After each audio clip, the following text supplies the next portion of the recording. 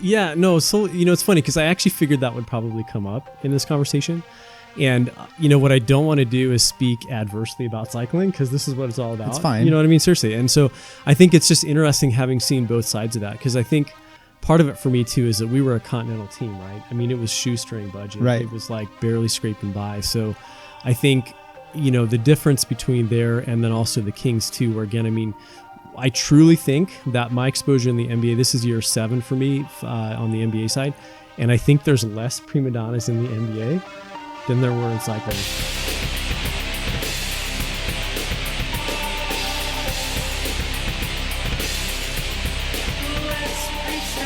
Welcome, everyone, to the Between Two Wheels podcast. This is Tyler Janke. Today, I have a great guest. He may not think so. I don't know. I hope he does.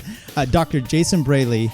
Welcome. Thanks for coming in today. Yeah, thanks for having me. Look, I grew up, I was doing engineering as an example, and I decided, I'm going to, if I'm not going to be professional in some sport, I'm going to get in the back end and I'm going to do, design bikes and that. Well, that didn't really work out. Yeah. You, I don't know what your plans were for sports, but you've ended up coming in kind of the same idea as a doctor, being involved in sports, what we all want to do on some pretty high levels. Why don't you give us a breakdown of what your background was? First of all, you worked with Kenda 5 Hour Energy, presented by Geargrinder. Yeah, I forgot. That's awesome. You got to remember. No one gets that in there. That's good. Yeah, okay. Good. I do my research. Yeah, good. And then currently you're working as a doctor for the Sacramento Kings. Is that correct? Correct. Okay. Yeah. That's pretty exciting. That's the highest level we've had on this podcast, by the way. Funny. Okay, so with that, and we'll get into all the sports stuff because I've got a bunch of questions for you. First, we're going to talk impeachment here. No, I'm just kidding. I wouldn't know what to tell you about that. Seriously, I ignore it. Totally ignore it. Okay, it's already ahead of everyone else. Yeah. Okay, so why don't you give me your background? Obviously, you're a doctor, but give us your background, kind of involved in sports and cycling, and then how you came to be where you are.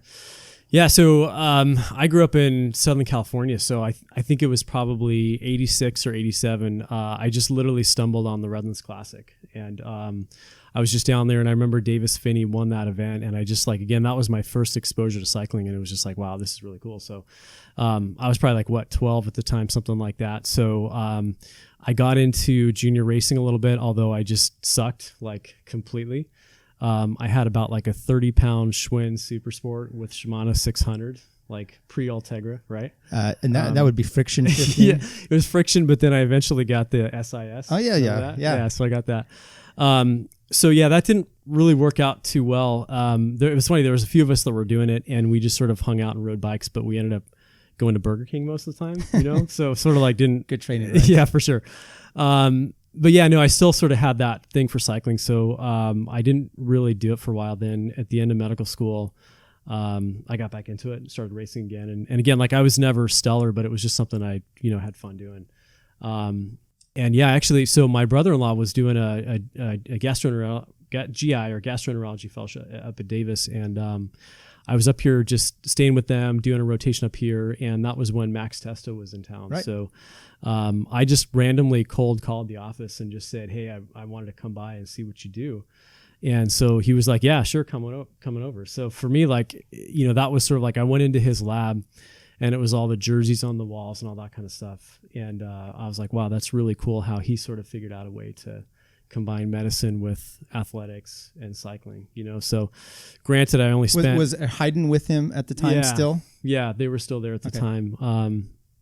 So I think at that point, I didn't even really know what I was going to do in medicine, but I just remember that being sort of this moment that was really cool, right? Because I just remember reading about him with 7-Eleven and Motorola and all that kind of stuff. So in college and med school, I was doing a little bit of mountain bike racing too, and my sister had been out in Utah, and I had this other race where I went out there, and the Masters women were in front of us, and this woman fell in front of me because I was coming down the single track and totally mangled arm. And it was just at that point too, I remember sort of stopped and my race was sort of done because I couldn't leave her there. She was a mess, So I think it was just this combo of those things that sort of brought it together. What stage were you at in your medical life when that happened? Actually, when I think about it, that may have been college. I think I maybe was a junior in college when that happened. And then the med school thing obviously was toward the end, third or fourth year, if I remember correctly. So then, yeah, I mean, honestly, those were as I think back again, those were things that I think just sort of sparked that interest in the back of my mind. And then I went through residency, and I did the program with the Navy to pay for school. Just blatantly, it was one of those things where they pay for school, and then you got to give them some time back. So I had been out doing my payback time in China Lake, which is out in the middle of the desert, sort of out by out past Barstow, like way out there. And totally random story. I went up to Seattle for this continuing ed conference, and I went into Barnes and Noble, and I pulled out this magazine. There's a magazine called Road Magazine. I don't know if you remember it. Of course. Yeah, and so there was a physician named Helen Iams who was taking care of Jelly Belly, and she was writing an article for that magazine. So same thing. I just emailed her, and I was like, hey, tell me how you did this. How did you get into it? What do you do? That kind of thing. So she and I sort of struck up this phone friendship over about a year. And it was just one of those things where, like, again, in hindsight, she was cool enough to just give me some time to sort of explain what she did. And so I got done with my military time, and I was applying for fellowships in sports medicine. And so again, she was just helping me sort of navigate that process. And she had trained at Cleveland Clinic, which is a facility out in Ohio, obviously. And long story short, I ended up getting an interview there. And I think my having known her was sort of key to me eventually landing a spot there for training. So that worked out really well, just because they had the contracts for the Indians, the Browns, and the Cavaliers. So that was sort of like my first year in the NBA, or at least that exposure and that sort of that training in that environment. And then she also connected me with a guy named Chad Thompson, who had a team that he was not only racing on, but sort of evolving at the elite amateur level, which is what turned into Kenda. Yeah. So like my year in Ohio sort of sparked that friendship. She was still with Jelly Belly. I went down and just hung out at a couple events. That big one in Philly, I'm blanking on the name. Well, it used to be Core States. Yeah, Core States. I think it was something different by then. But anyway, yeah. Well, they had a bunch of different... different names. It just worked out really well. I mean, I had that year in Ohio with... whatever. Yeah.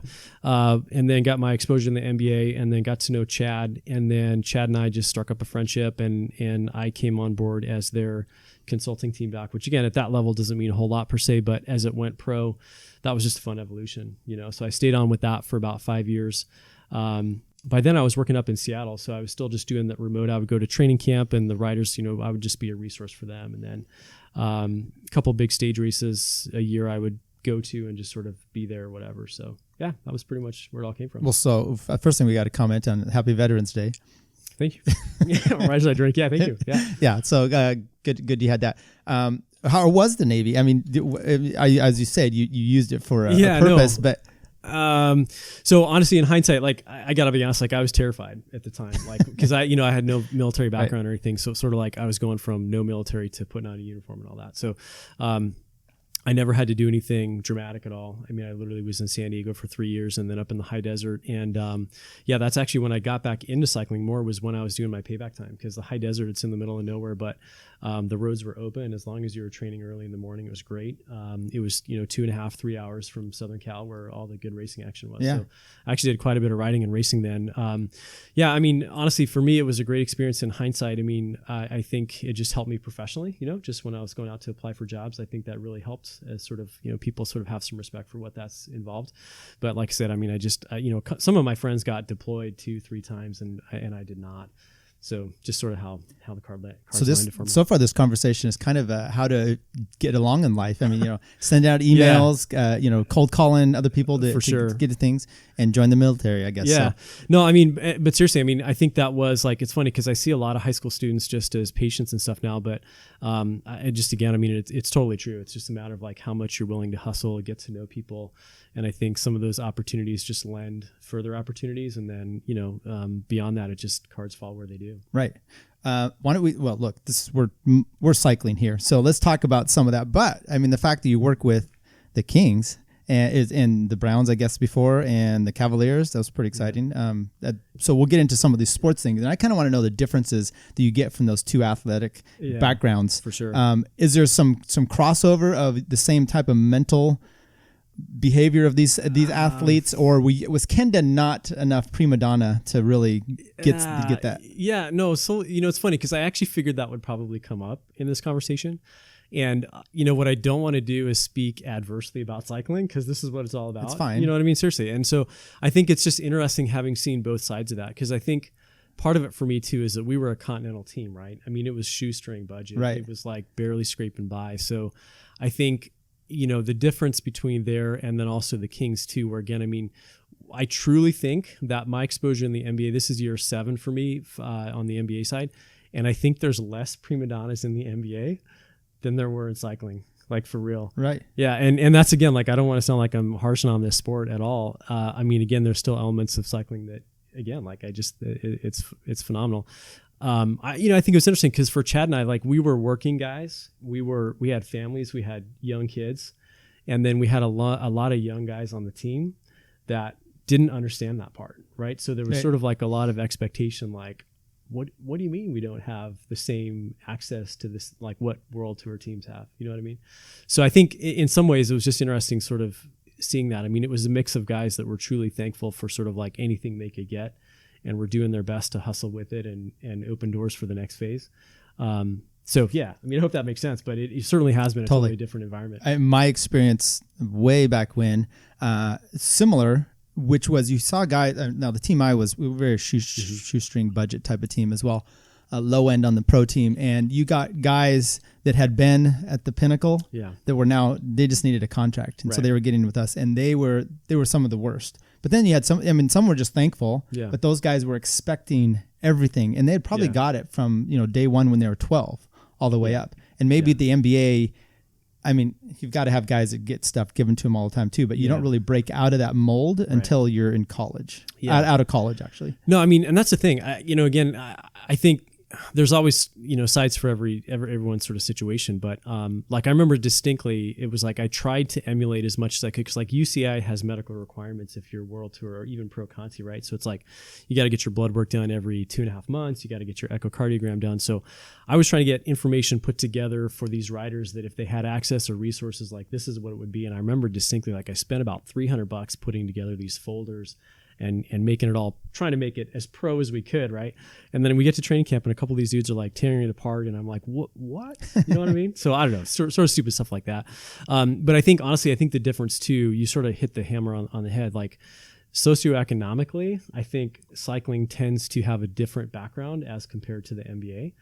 And I think what I found with a lot of those guys is that they understand that the window is really, really small, and it's like they've just got to hustle, put their head down, and they don't want to deal with like a lot of BS. And I think what you see in the media is a lot of the guys that are making like ridiculous money, and you see them dressed up as they're coming to games, and it sort of portrays an image that is representative of the entire NBA. But I found that truly there's a lot of guys that are just so grounded, and they're just there to just like hustle and see what they can do with it. You know what I mean? Sorry to deviate a little bit. The NBA is so crazy. My experience with it, no, I didn't play in the NBA, is so I had a client that was hoping for the draft this year. Mm-hmm. He doesn't quite make the draft, but he gets on one of the summer league practice teams, and then he gets a contract. Mm-hmm. And he's going from, scraping, just basically making less than minimum wage to the potential contract is for first year is ridiculous. Mm-hmm. Now for me, I'm dealing with it on child support. Yeah. So the mom is like, come on, make she it. She sees the dollar sign. Yeah, you come on, make it. Anyway, it's such an amazing, I mean, how the vastness and you're right, the window is short on that. So hopefully these guys make a difference. Well, no, I overheard this conversation once, and two of these players were talking about cars that they had leased, and this one guy was pissed because the other dude had turned the car back in without letting him have it for the next phase of the lease. And they were talking about the cost of the lease, and 1 year was $150,000, like to lease a car. I'm like, what are you talking about, right? Of course, I didn't say that, but I'm just like, Did you tell him that a lease is not a good idea? I just totally stayed away. But yeah, I mean, again, it's just like that's the kind of money that at the top level, like the guys that are established and they've got good, solid contracts for years. I mean, it is a completely different thing. So we'll get your take on the Kings and how they're going to do this year. Now, for me, I grew up loving all the sports. Big into them, and I swear for the last 10 years I've faded away from the NBA. The only one I really follow besides cycling is NFL. So I can't even go any good conversation with you about your team, but we'll let it go at that. Let's go back to cycling and Kenda. So give us an idea of what it's like what was your, first of all, your role I'm sure you had a practice at the time, and you were just doing this kind of freelance to sort of sure. think. Yeah, no. So I mean, this is again. I mean, I think the idea was at the world tour level, those teams hire doctors to travel with them. And I was listening to another podcast where they were talking about how they have like 3 docs, and it's like 25 guys, and they're all assigned 8 guys, and that's who they deal with all year long, right? So. Right. And then they split up grand tours, and then if they have to cover for each other, that's what it is. So at the continental level, I mean, truly for us, it was just like, wow, if we have this opportunity to sort of be part of the sport, it was more like a volunteer basis. We just love what it's all about, and if we can offer anything that's of value to these guys, then that's like a win, right? Yeah. So because professionally it's satisfying, because you're like, yeah, like I get to apply what I did in school in this sport. That's awesome. Right? And it's probably not a bad resume builder in a sense too, of like, hey, and I'm sure for learning purposes, you're out basically doing lab work all the time. Yeah. So I think this is where, again, I mean, it's completely different sports between cycling and NBA, but I mean, this is where, again, like that whole trajectory of those different relationships, like now you can't be an NBA physician unless you've had 5 years elite experience, and it has to be either like D1 school, Olympic level, or professional sport. So even though Kenda count then? Yeah, well, yeah, for sure. I mean, that's the thing. So that even though it's like a lowly continental team, it's like the approach is still like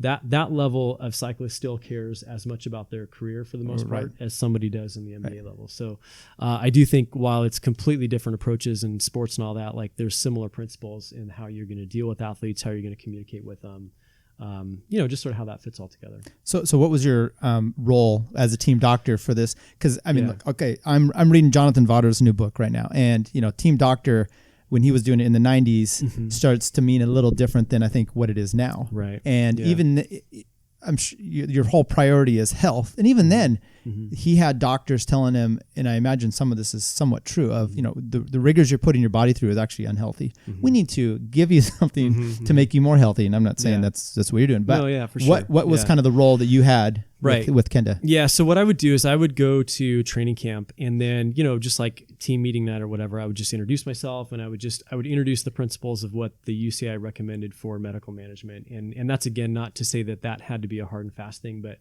what I was trying to do is just say, hey, there's a rhythm to how we would monitor your health, and that's why they've set up the blood work testing like that. So my role then would, again, just to sort of outline what we would propose as a general plan for health oversight and management. The hard part there is that some guys literally had no insurance. There were some guys that had great insurance because they were still on their parents' insurance for whatever that would be. And then I would do just a physical exam. I would go through their health history, sit down with them, make sure I understood that stuff, make sure I had contact information. We would do a concussion baseline test, which, again, even though I wouldn't be at all the races, it would sort of form a baseline such that if I had to make arrangements for somebody else on the road, they could sort of use that as a benchmark. And then beyond that, I was just available by phone. So if they had stuff that came up, or, just questions about an illness, or if I was coordinating with their coach and they were sort of coming into like a pattern where maybe there was some chronic fatigue coming in, then I would just integrate all that stuff. So yeah, that's really how it worked as the flow throughout the year.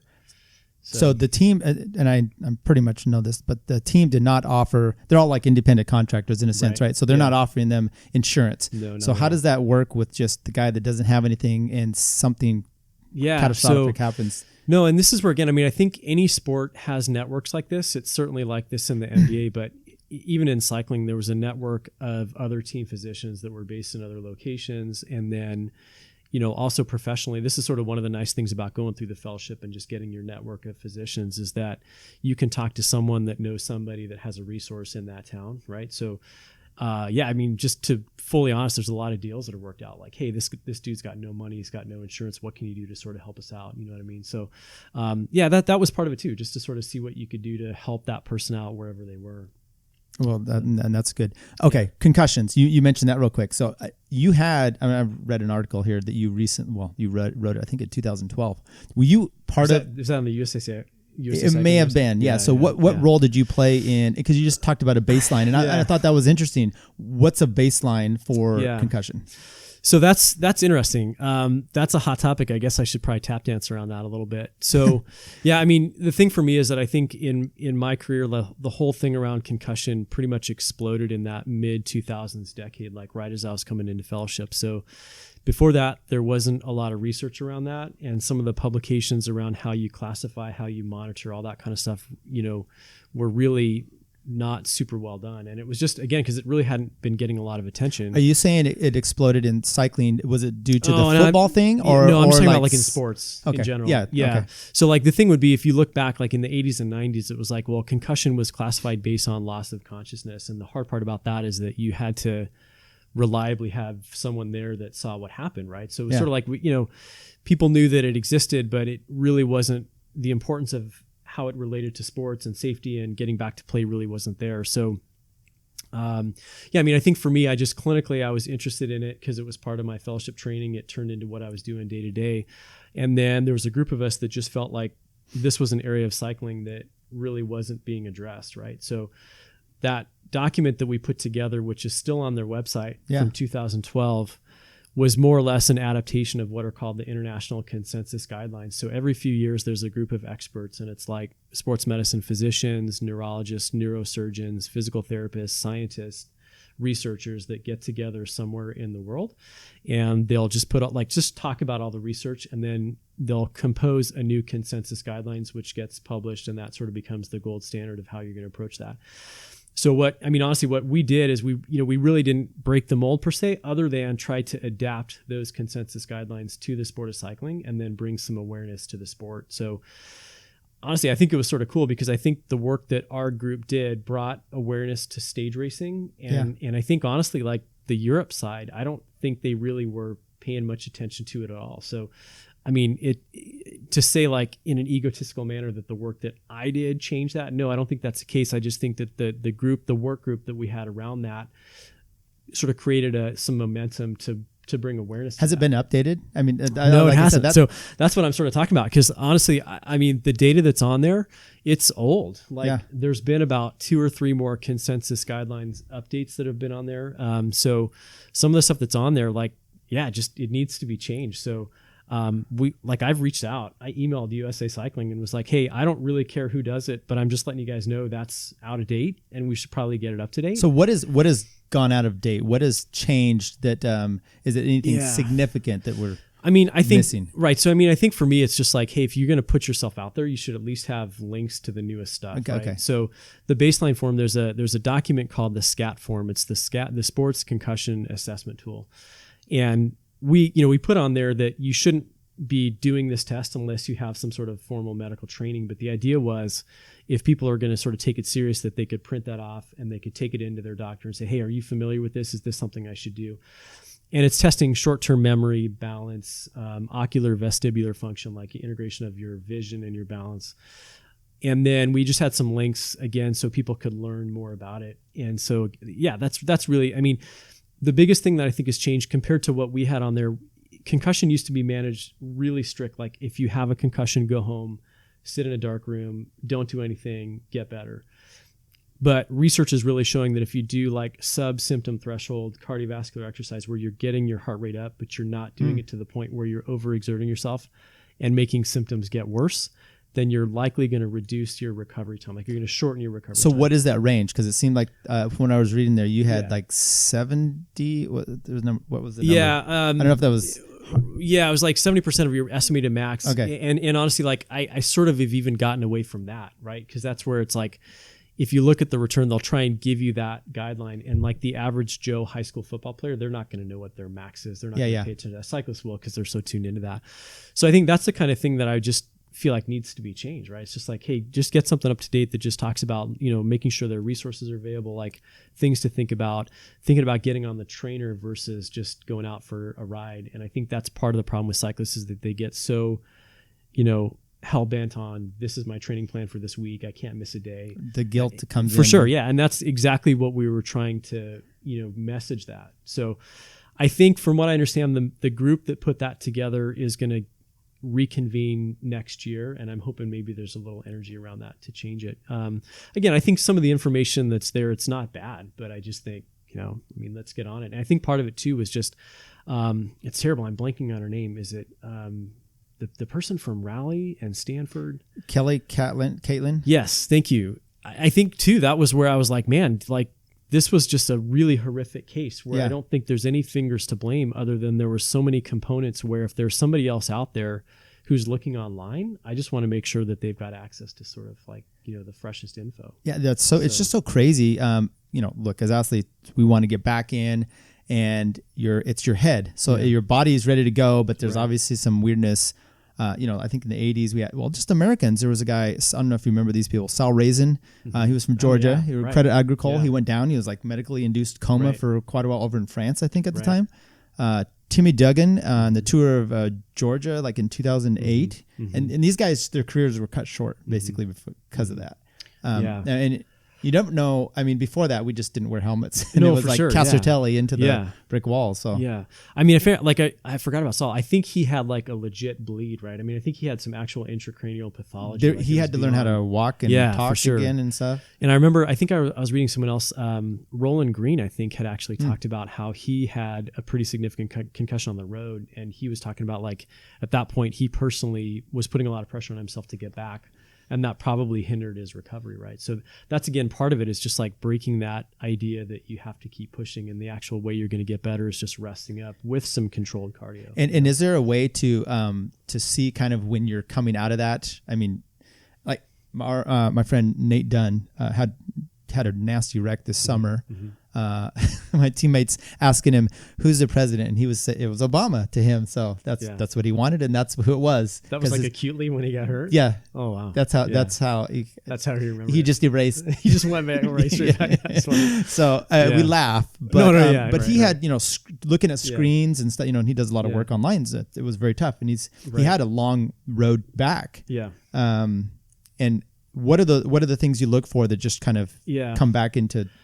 Yeah. So no, and that's honestly what I was getting at. I mean, literally over the last few years, it was like, it went from trying to say, you got to go home, turn your screen off, don't do anything. And honestly, that still holds true to a certain point. So the old one was don't fall asleep. That's what I remember hearing. Is there any truth to that? And what's the... Well, I mean, the bottom line is that if, in a case like that, if he's thinking that Obama's the president, but as long as like he's otherwise articulating things well and it's not deteriorating rapidly, then that's the kind of thing where, it's probably going to correct. Now, he's, again, the guy that you're going to want to get into someone to see sooner than later. Yeah, he went to the doctor. Yeah, just to sort of make sure they know what's on top of that.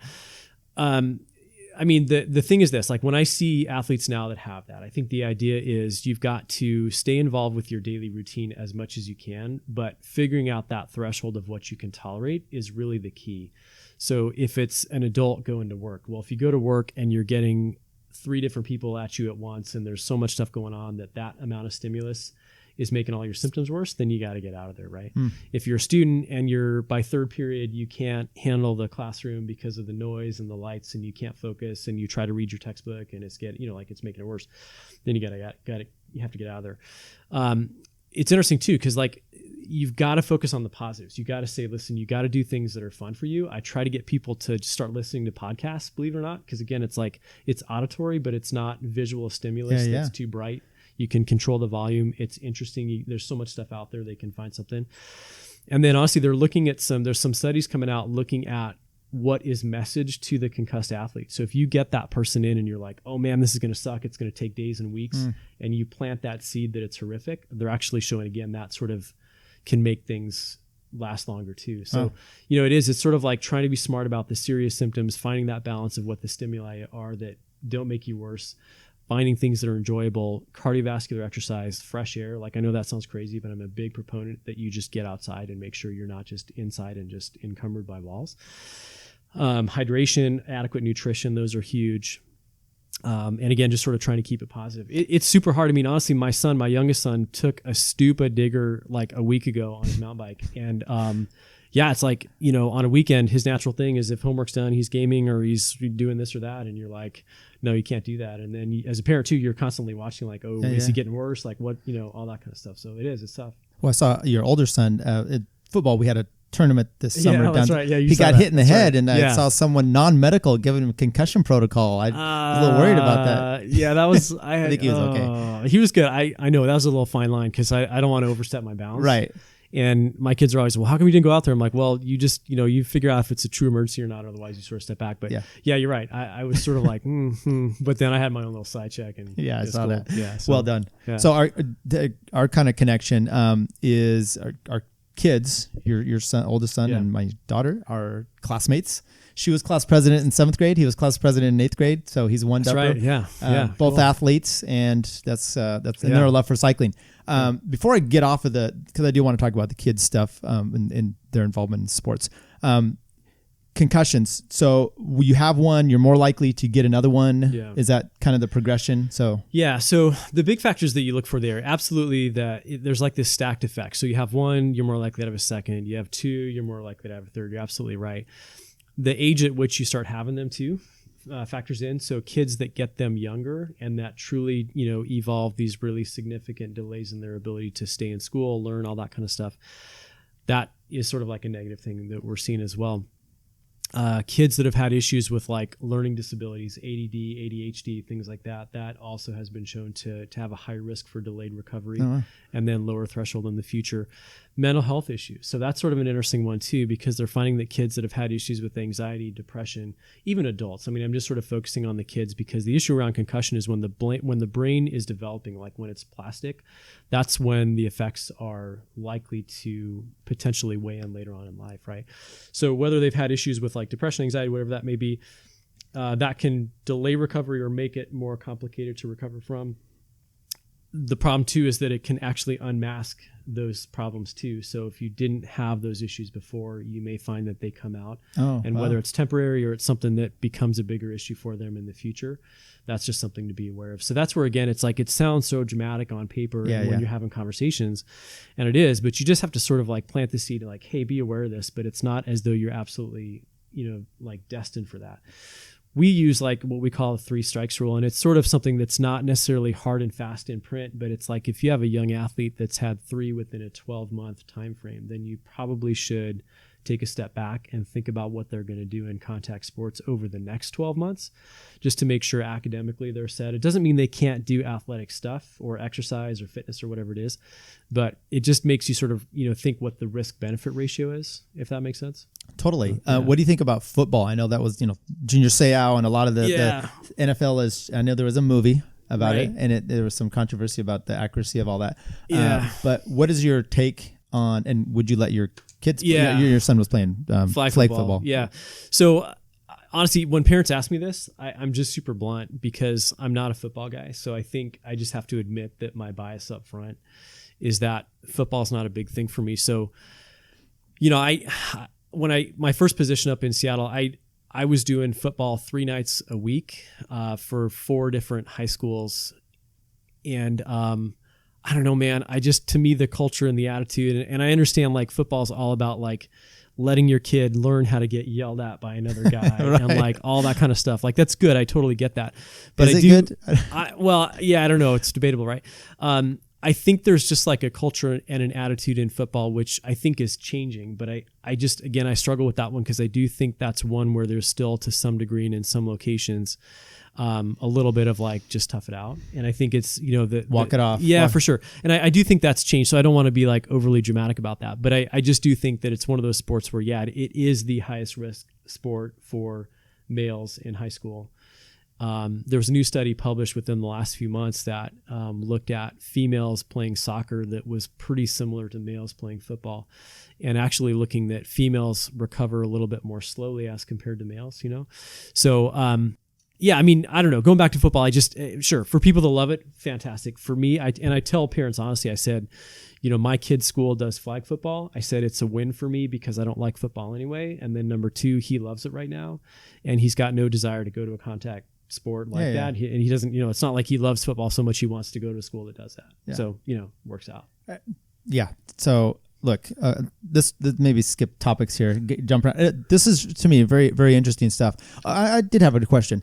You talked about women in soccer injuries. I'm trying to remember the details, and it was years ago. It was about women's basketball and the knee injuries that they have. Are there any kind of what's the injuries? No, for sure. In different sports as far as the major ones that we have here. So cycling would be head injury, I imagine, or collarbone? Yeah, collarbone's probably a huge one. I mean, extremity, like obviously like the road rash stuff is huge. And then obviously it's just going to be broken bones from whatever it may be. Wrists would be a big one, collarbones. Yeah, wrists. No, it's a really good question. So I'm going to sort of tie them all together if that's cool. Because I think, the gender differences, like what this paper pointed out is that, females had like just as significant risk in soccer and their recovery was longer. But what it was talking about is if you took away the time difference, like if you could get females into adequate care in a short amount of time, then their recovery wasn't any different than males were. So they weren't getting into care. Is that what you're saying? Yeah, right. So it was sort of pointing out that there's a really, really important need to get them into somebody that sort of understands what to do in the early phase so that their symptoms don't get worse, right? Like all that stuff we were talking about before. So I think that's fascinating. But where this ties into your question about injury is that there's a risk of musculoskeletal injury coming off of concussion. So like young ladies are already at risk for ACL tears starting at like age to 12 to 14 for females. Like that's the heightened risk for ACL tears. And it's like, if you have an athlete that's female, that's concussed, like it's always, they just want to get back. Right. But we'll actually use that as part of the discussion to say, listen, there's legit research that shows enhanced musculoskeletal injury. So it sucks now, but do you want to take another week or two and make sure we're fully good? Or do you want to be one of those stats where you tear your ACL and you're out for maybe up to a year, So those are the big ones. Otherwise for, other sports, it just, again, like the higher the contact, like football, it's going to be like your shoulder injuries, your AC separations, your shoulder dislocations, your knee injuries, ACLs, meniscus.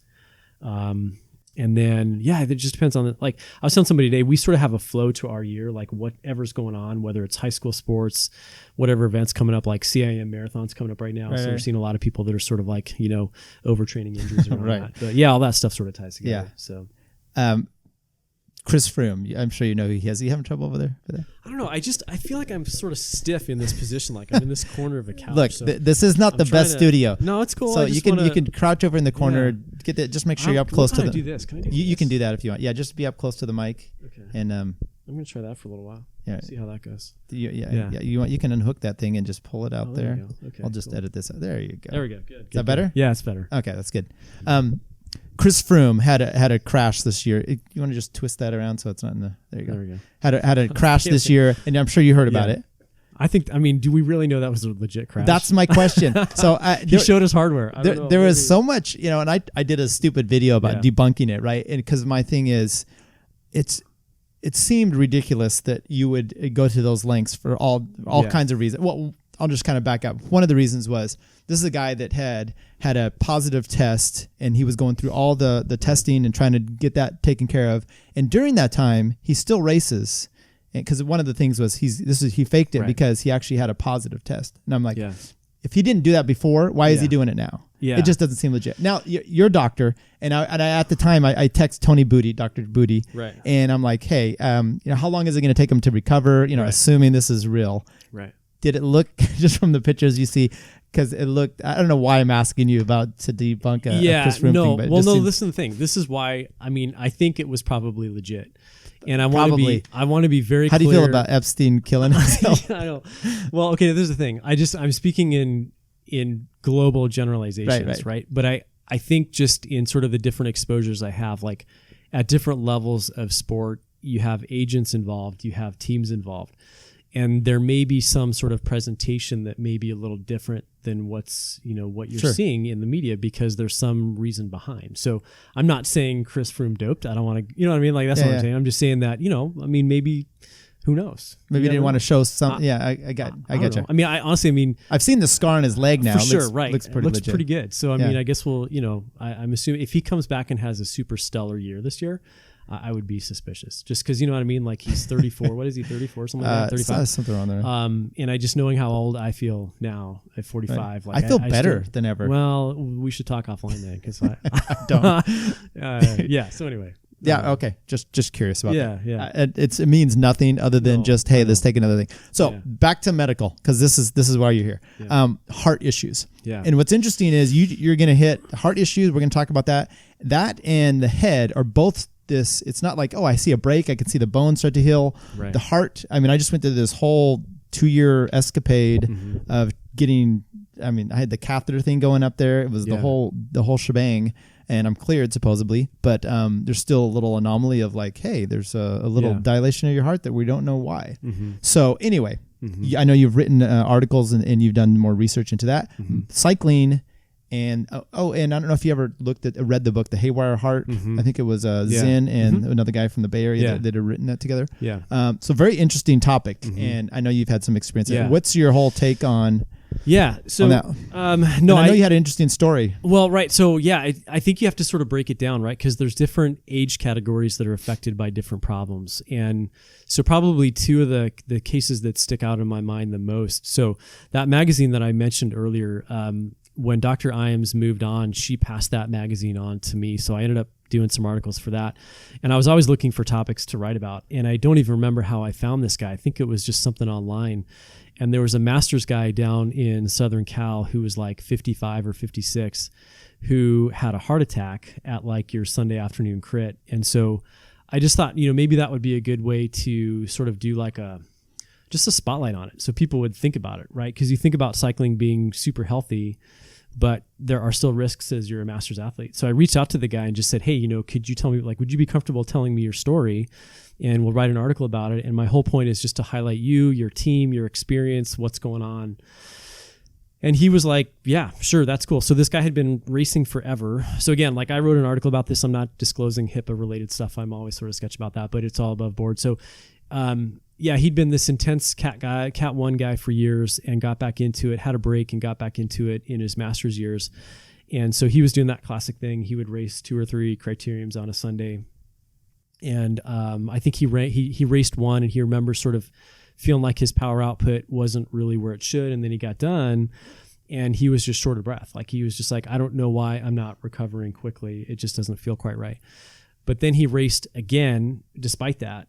And he ended up getting done and literally just couldn't sit up because he was so short of breath. And of course there was paramedics there. So they took him to the hospital and they did the EKG and all that kind of stuff. And it turned out, yeah, he was in the midst of having a heart attack.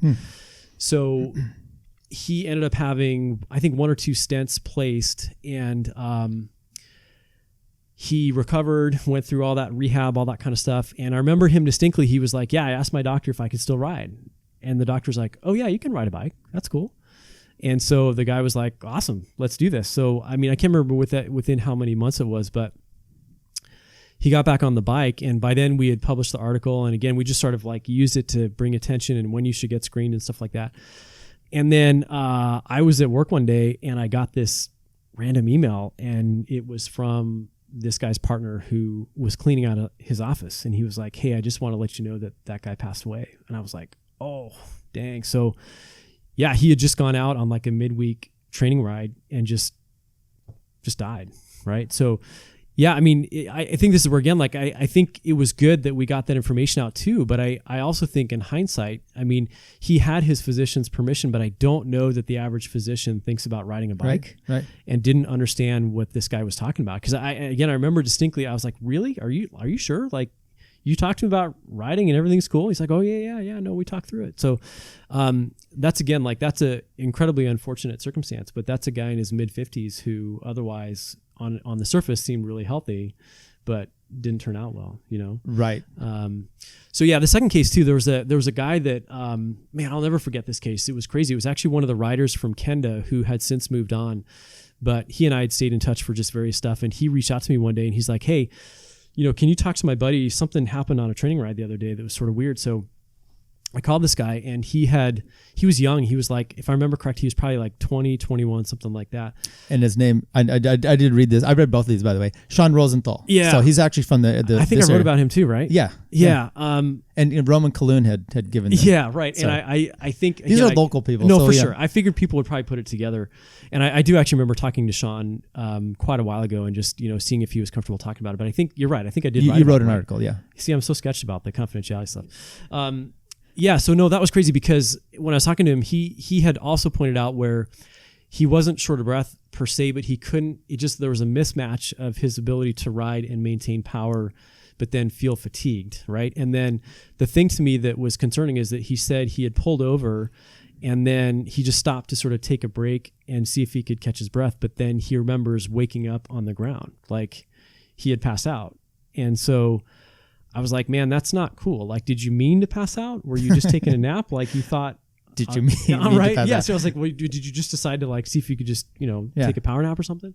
And so I just said, I was like, listen, I'm not a cardiologist, but like you need to get that checked out because that's not normal, and so again, it was sort of that standard case. If I remember correctly, like he was in that bind, like where he didn't have, adequate coverage and that kind of stuff. And I just said, I was like, man, listen, if you're going to ride, like, please just promise me you're going to do it with someone. Cause like, I don't feel comfortable with what's going on here. Was this after the other guy? Probably not before you had heard about it, or do you know? I honestly don't remember. Okay. I can't remember the time frame. So I literally, it was 6 o'clock in the morning. This is when I was still up in Washington State, and he texted me and he's like, hey, I'm just letting you know I'm in the ER and they had to shock me 3 times by the side of the road, but I'm okay. Just thought you want to know.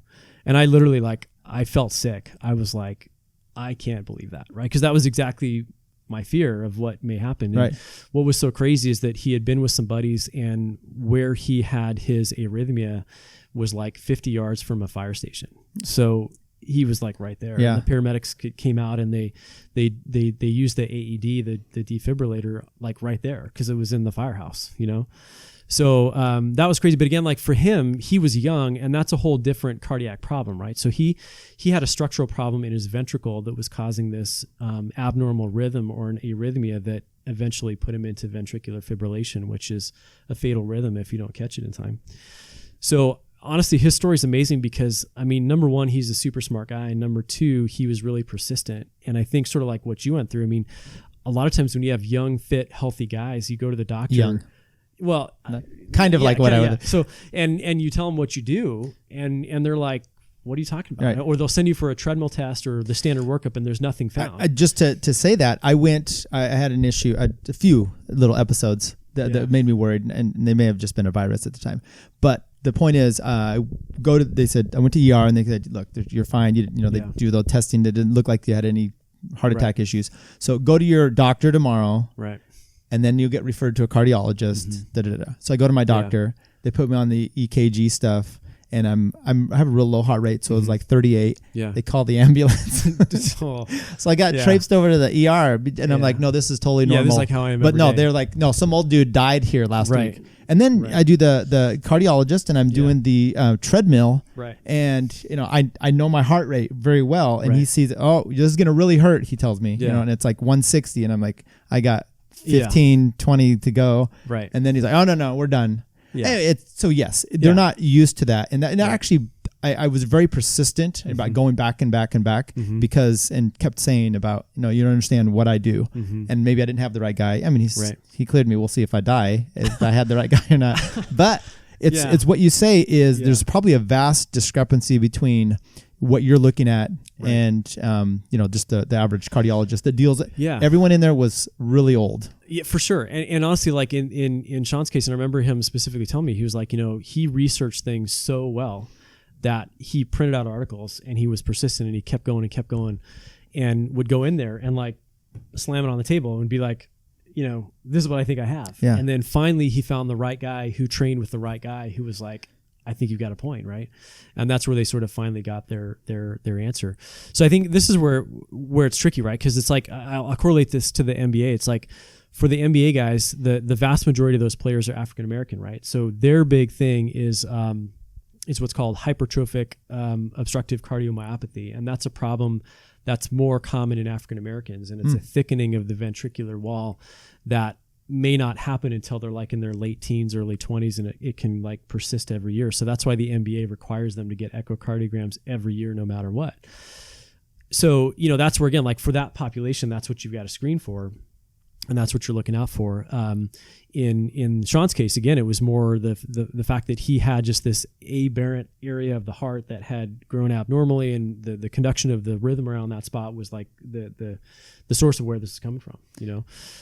So yeah, it sort of depends on your gender, your age, your ethnicity, your sport, your phase of life, all that kind of stuff that you got to think about it. So what can you do about? I mean, any of this? Because we just mentioned, hey, not everyone's going to be able to go into a sports, physician or doctor, and so what do you do on these things when you're seemingly very healthy? Yeah. So I think the key thing too, and this is where, again, I think for me being 45 and just sort of paying more attention to that, it's also sort of helped me think about what I'm recommending to people too. So the number one thing I think is just think about your risk factors, right? So that's like, yeah, you're fit, your body weight's great, you're fast, all that kind of stuff, but take some time to talk to your parents. So like, is there family history? Did anybody pass away from any unknown illness or was there a known heart attack, right? So big thing there would be like males under age 50 or anyone that's had heart attacks like in that zone, 30s, 40s, 50s. You should think about that as a family history. Cholesterol, like your lipid panel, if, sort of the standard thing would be if you're establishing with a physician, even if you're young, you should get a lipid panel done. So you know what your total cholesterol is, you know what your LDL. So the LDL is the bad cholesterol. That's the low density lipoproteins. That's the one that's like more, the higher that number, the more likely you are to develop plaque and get that obstruction of your arteries in the heart. The thing for me is that I just, when I was in my 20s, I was skinny, I was fit, I was all that. And then I went back, my own dad had a heart attack a few years ago. And I went back and looked at my labs and my LDL wasn't terrible, but my HDL, which is the good cholesterol, was terrible. It was like in the 20s. So that's like a secondary risk factor that you should look for too, right? So in hindsight, 15 years ago, I should have been paying more attention to that so that I was on it, right? Because now I'm in that phase where it really starts to matter. Aside from that, yeah, like if you have any evolution of high blood pressure, even if you're fit, because sometimes that can happen even if you're active, that's a big thing, especially over 40. At 40, you should start to have your risk calculated, and there's a really easy online calculator that you can do as an individual or physicians use, and it's like you put in your age, your cholesterol, your blood pressure, your smoking status, and it gives you like a % risk over time. And again, most cyclists are going to be fine, but that's definitely the age that you want to start paying attention to that. So you could be a cyclist. You could be out there racing and being super fit and maybe not eating well. Is that the issue that cholesterol brings up? Or because now the two types of cholesterol, I remember when I got mine tested, it's like one was okay, one was a little questionable, but then they show you the combined, and the combined you're fine.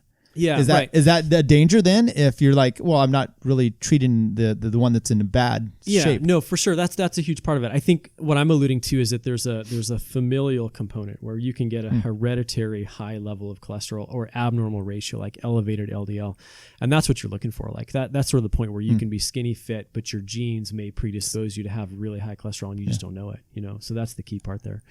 I think the other one that's really fascinating that was in that book. Did you read that book? I did not. I'd heard two big interviews with both of them. I probably should have dealing with. No. It's cool. I mean, it's a really good book, and I think the one that they point out, which again, I think it hits home to masters athletes a little bit more, is the atrial fibrillation, right? So that's the one where like when you're getting older, it's basically like a 1 in 4 risk of the masters athlete that may develop atrial fibrillation. And what's fascinating about that is that fit athletes have low heart rates, but they can get their heart rate super high, right? So you think about, like, to us, you're fit if you can get your heart rate super high, but then it's 38 when you're resting, right?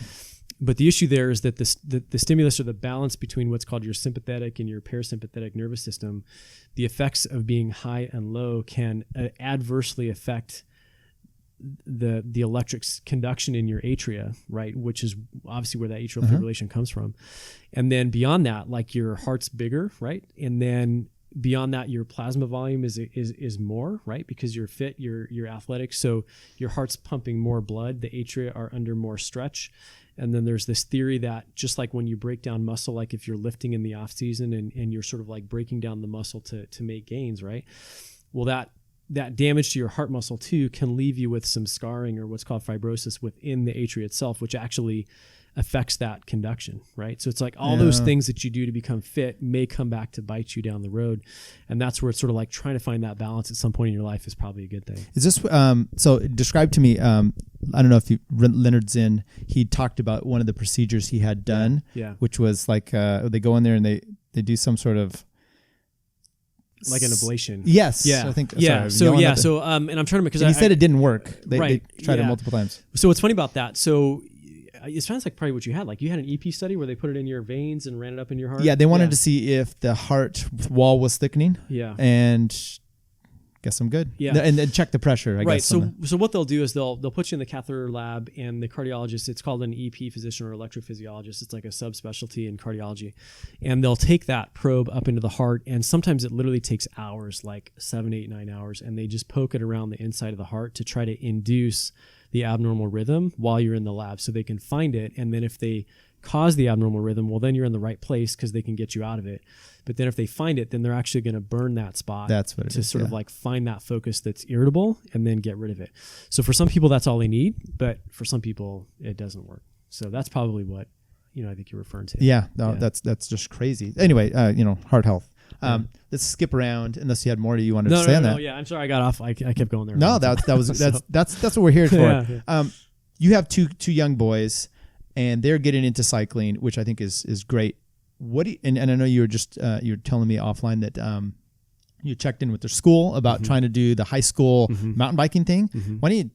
What is that all involved, and how difficult is that, and how I know it's pretty somewhat big in this area. Yeah. No, I honestly, I can speak a little bit to it. I was more or less just sort of looking into what's involved, right? Yeah. And no, I mean, I think we see people like Kate Courtney who are just doing awesome, and that's really where she got her background.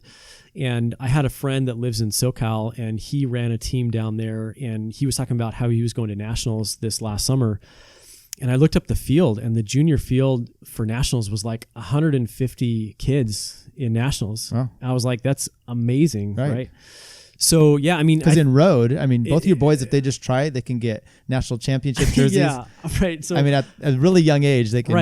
Right. Yeah. So, I mean, my whole thing was just sort of figuring out how it worked. And, the bottom line is it's just there's like, I think it's 2 divisions, like a north and a south within Northern California. And it's like 6 races a year, I think it is. And they have like 20 or 22 teams per division, and they flip flop between Saturday and Sundays. And I mean, I think the hard part is like you have to go in and get your coaching certification, and there's different levels, just like for USA Cycling, but it's all about safety and proper mentoring and proper training. I think they really it's a really dialed in program. But you have to get to like the highest level coach within 3 years, and that comes with like 80 hours of trail volunteering and maintenance and all sorts of stuff. So it wasn't going to work for me to do that. It was just way too time intensive. But there's a bunch of composite teams out there that kids can join, which is pretty cool. It sort of sucks for my oldest right now because the team is starting already, and you have to commit by January 1, and he's doing basketball, which is like 4 or 5 days a week. Yeah. And the cycling thing, you have to commit to 3 out of 4 workouts a week. So there's literally no way he can overlap that. Oh, okay. Well, that's really interesting. So he's trying to join one of, I don't know, could we say the team? Or, do you know? I hate to remember. It was there's a local guy here that has like 3 or 4 composite teams, and honestly, I'm blanking off the top of my head. I think it was like the Spartans or something was the one that was in our zip code. Okay. You're talking about the mountain biking. Yeah, the mountain bike thing. Okay. Yeah. So the way they do it is like it's a big ride Saturday morning, and then I want to say it's like a Wednesday Monday night ride in the winter.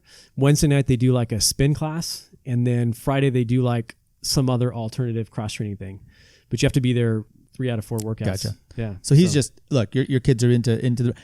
How do you get them really excited about cycling? Because I know your oldest he's kind of jacked up. Yeah, he's jacked up on it right now. But it's interesting. I mean, admittedly, I was selfish about it because I think for me, again, my trajectory was a little bit different. Like I got through training and I was like so busy that by the time I got time to do it again, I had kids. And then at some point you sort of feel guilty because it's like I can't go train 15 hours a week and then ditch them. So I would sort of find ways to just get them on bikes. And so when we were up in Washington, like the key thing is the striders. Like I'm sure people that have kids have heard it, but you got to do that. Like I didn't do that first. You have to do that. I don't think those were out when my kids were. No, right. I mean, they came on board, right? And we would literally pack them. So like if we were going somewhere, I would take the striders apart, put them in the suitcase, and wherever we would go, like just so there was this constant sort of theme of what they were doing. And then I would just sort of get them bikes. And I think this is where again it sounds like snotty. I mean, sports are expensive, right? Like I mean, any sport you're doing, whether it's competitive cheer, whatever, travel, softball, sort of it's like that for cycling. So I've done my best to like, I'm lucky because I have 2 boys, so like I can get a bike for my oldest, and then the next one, will come into that. So, we've just turned it into fun.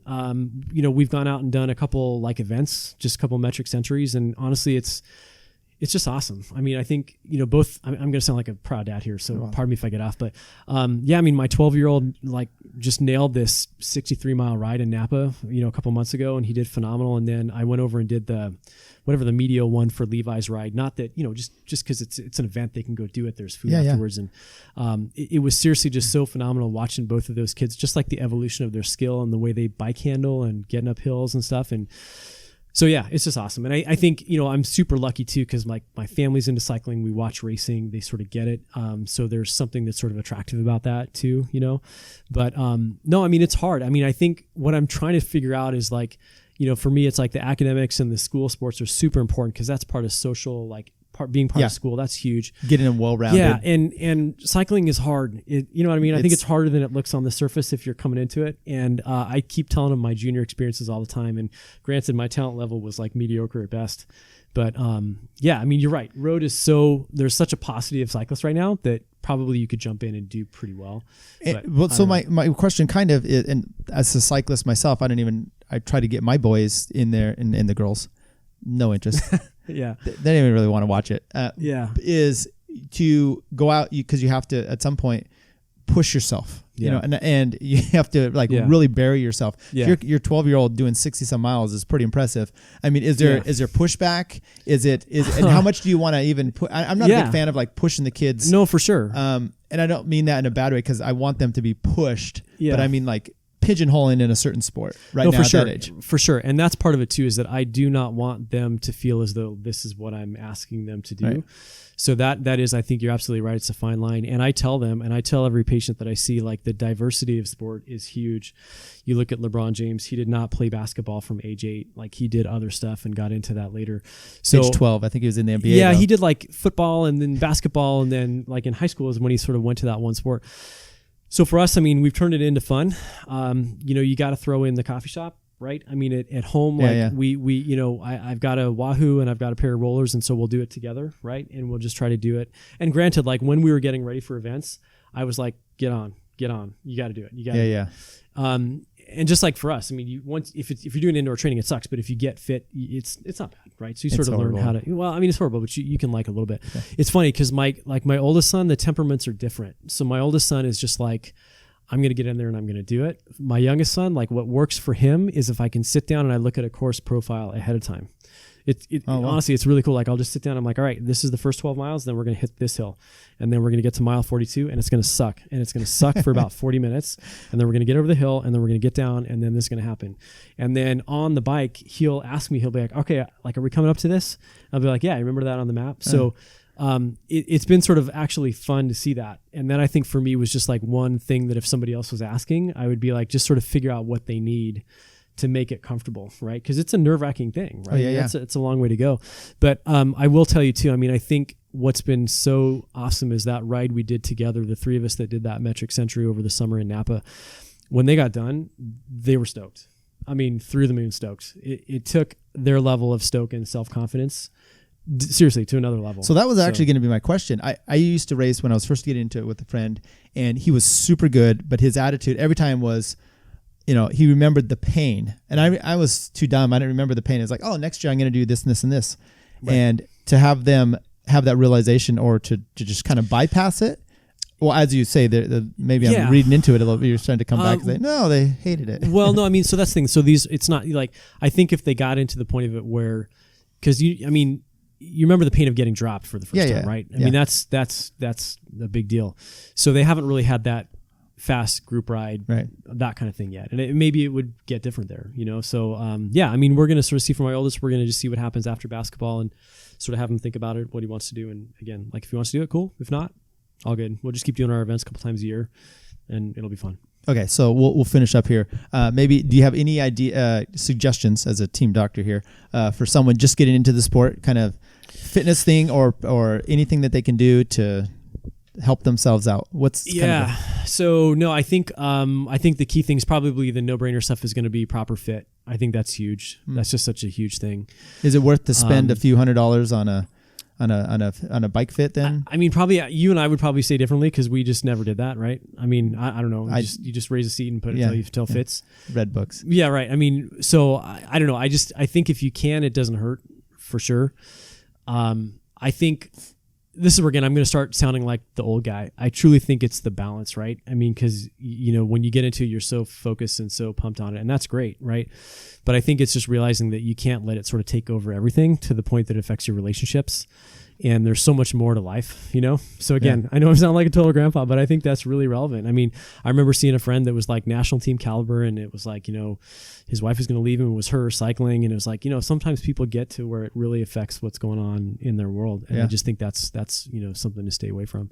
I don't know, man. I think honestly, those are really the key things, but it's all got to be about balance and fun. Truly, that's really what it's got to be. Well, about. That's got to be everywhere, even the whole spectrum up to masters. I mean, you see some of these guys now, their kids have flown the coop, or they didn't have kids and they're older, and they're putting massive hours in. Now, so that one last thing, bone density. Their masters are not doing anything. You could see them walking through the airport all hunched over. Right. No. Yeah. So, well, I would just say too, and this is where again, I don't. Maybe I wasn't paying as much attention to this 20, 25 years ago, but I do think that masters athletes are paying more attention to cross training and weight training.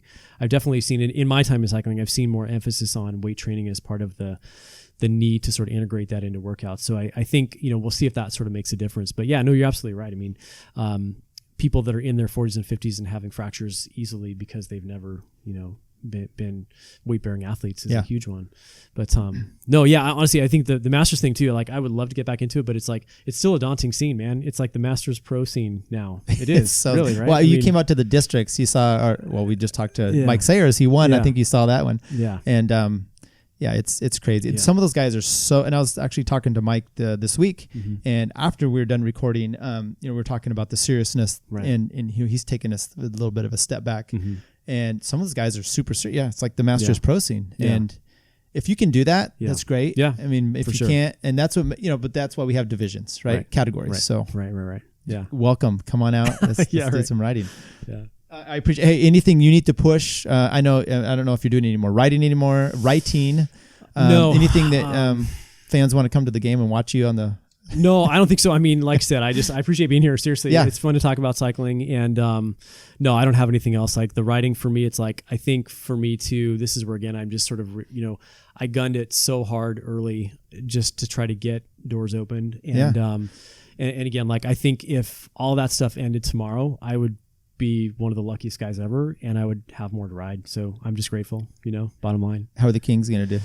$1 million question. It's been a rough season to start. I think look around the league, there's been a lot of unanticipated injuries and stuff, for sure. So I think, honestly, there's a lot of great energy and good people. So, fingers crossed. I think it'll happen some point. It's just, Are you a Kings fan? No. So for real, no kidding. So when what were you growing up? Yeah. Well, I grew up in Southern California. And so of any basketball I ever paid attention to was like Magic Johnson and the Lakers, right? But my first ever NBA game was the Kings at Arco, like in 1999 or 2000 or something. Do you remember who they played? No idea. And I had $10 seats and they were terrible, but it was fun. And so, no, that's where, again, honestly, it's been like, it sounds funny, but it's sort of been a special thing, right? Like that was my first NBA game, and then all these things sort of came together, and then boom, I'm in that context now. So yeah, it's been pretty cool. So you didn't answer the question. What was the question? I'm sorry. Are you a Kings fan? Oh yeah, for sure. Absolutely. Okay. No, literally, it's for sure. You have to be. Forsaken the Lakers? No. I'll be dead honest. For me, I'm still a little bit partial to the Cavaliers just because the Cavs came. Well, yeah, because that was my intro, right? And I didn't really do anything except for sort of hang out with those people. Yeah. But the people that were part of their physician staff are still my mentors and my network, and so it's sort of like, it's nice to sort of see what happens with that group. But no, honestly, the Laker Kings thing. I've got to be on the King side for sure. Oh, that's too bad. Yeah. I've been a Lakers fan all my life, so it's all good. It's what it is. Yeah. Any chance of working with the Globetrotters? No. Okay. I don't think so. Hey, our listeners wanted to know. Yeah, I know for sure. Yes. Hey, I appreciate you being in here. Thank you everyone for tuning in. And if you have any health questions, look to Dr. Brayley. Sounds good. Yeah. Thanks. Bye. Bye. Appreciate it.